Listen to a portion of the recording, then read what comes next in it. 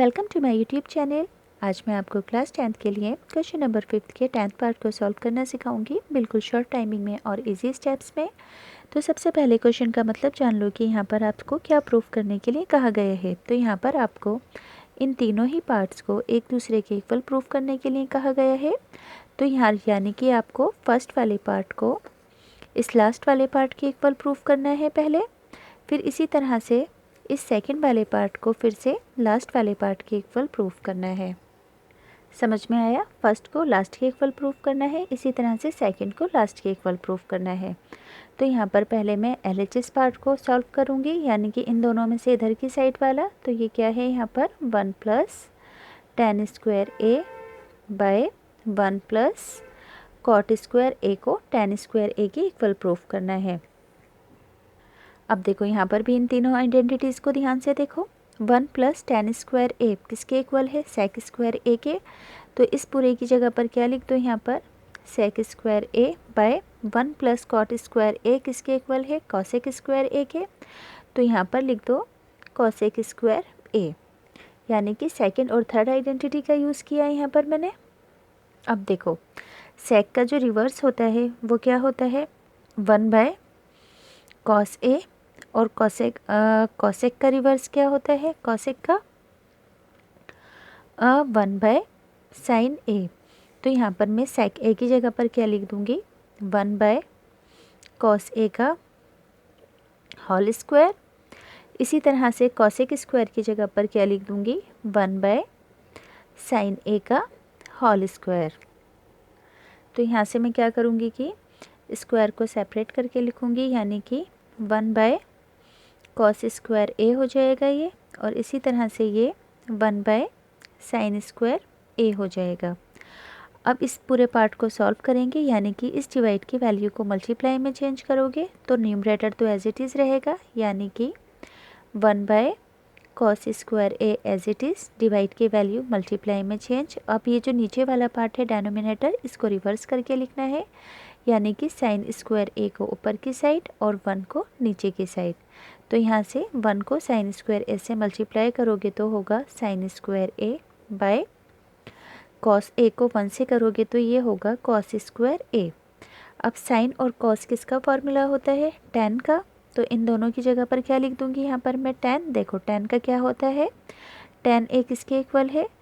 sin a by cos a के equal. तो इन दोनों की जगह पर क्या लिख दूँगी मैं? tan a स्क्वायर था तो यहाँ पर स्क्वायर लगा दिया। तो यहाँ पर हमें यही लेकर आना था tan स्क्वायर a, तो tan स्क्वायर a आ गया है। अब यहाँ पर सेकंड इक्वेशन को लास्ट वाली इक्वेशन के इक्वल प्रूफ करना है। तो यहाँ पर भी मैं पहले LHS पार्ट को लूँगी। तो LHS क्या है? यहाँ से 1 - tan a by 1 - cot a का होल स्क्वायर। अब यहाँ पर देखो सेपरेट स्क्वायर दिया गया है, यानी कि होल स्क्वायर है, तो यहाँ पर कोई आइडेंटिटी नहीं लगेगी। अगर अलग अलग ऊपर नीचे स्क्वायर होता तो ये वाली आइडेंटिटीज़ लग सकती थी। तो इसको कैसे करोगे?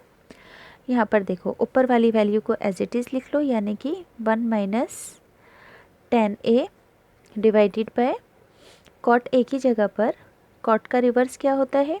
1/tan a होता है। तो यहाँ पर इसका होल स्क्वायर ले लो। अब देखो यहाँ पर नीचे वाले पार्ट का आपको LCM लेना है, यानी कि इस वाले पार्ट का। तो डेनोमिनेटर में यहाँ पर 1 के पास कुछ नहीं है, तो अपने पास से 1 लगा दो। पहले ऊपर वाली वैल्यू को ऐसे ही लिखो, यानी कि 1 - tan a बाय 1 और tan a का LCM क्या रहेगा? यहाँ से tan a रहेगा। अब इस tan a को इनटू में पहली वाली इक्वेशन के साथ 1/1 के साथ रखो, फिर इसी tan a को इनटू में 1/tan a के साथ रखो। तो डेनोमिनेटर के 1 की कोई वैल्यू नहीं, tan a 1 से मल्टीप्लाई होकर क्या आ जाएगा? यहाँ से tan a, बीच में माइनस का साइन, tan से tan कैंसिल, यहाँ पर आया 1। अब क्या करना है आपको? इस पूरे ही पार्ट को सॉल्व करना है।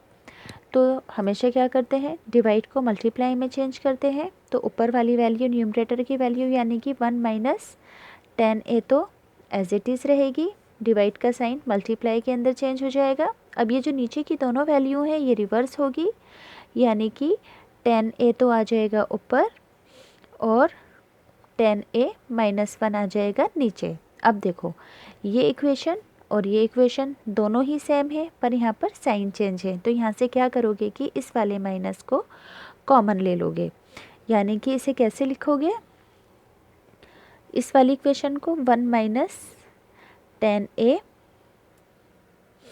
इंटू के अंदर 10a को एज इट इज़ लिखोगे। अब ये जो यहाँ से ये वाली इक्वेशन है 10a माइनस 1 की, यहाँ से माइनस को बाहर की साइड ले लो। तो जब कभी माइनस को कॉमन लेते हैं तो अंदर की जितनी भी वैल्यूज़ होती हैं उनके साइन चेंज हो जाते हैं। तो यहाँ पर प्लस का 10a जो होगा वो किस में कन्वर्ट हो जाएगा, पहले 1 था यहाँ पर, पहले 1 लिख दो, यानी कि -1 को +1 के अंदर कन्वर्ट कर दो। अब इसी तरह से जो प्लस का 10a था वो किस में कन्वर्ट हो जाएगा, माइनस के 10a के अंदर कन्वर्ट हो जाएगा। तो यहाँ पर ये दोनों आपस में वैल्यूज़ कैंसिल आउट हो जाएंगी। हमेशा ध्यान रखना जब माइनस कैंसिल करते हैं तो अंदर की जो वैल्यू साइन होते हैं वो चेंज होते हैं, यानी कि 10a प्लस का था तो ये माइनस में चेंज हुआ, -1 को हमने प्लस के अंदर चेंज किया। तो यहाँ से क्या बचा, यहाँ पर होल स्क्वायर भी था, यहाँ पर ये मैं होल स्क्वायर लगाना भूल गई थी, ये भी होल स्क्वायर में है, ये भी होल स्क्वायर में, तो ये वाली वैल्यू भी होल स्क्वायर के अंदर है। तो यहाँ से क्या बचा हमारे पास 10a का स्क्वायर। तो यहाँ पर हमें 10a स्क्वायर के इक्वल ही प्रूफ करना था, पर यहाँ पर माइनस भी तो है, तो ये होगा -10 स्क्वायर a। तो अब माइनस का स्क्वायर क्या होता है, प्लस, तो ये क्या हो जाएगा 10 स्क्वायर a इसका आंसर, यानी कि सेकंड पार्ट को लास्ट पार्ट के इक्वल प्रूफ कर दिया है। समझ में आया। लास्ट के अंदर देखो यहाँ पर माइनस बचा था, तो इस माइनस के साथ -10 स्क्वायर a हो गया। माइनस का स्क्वायर क्या होता है, प्लस होता है,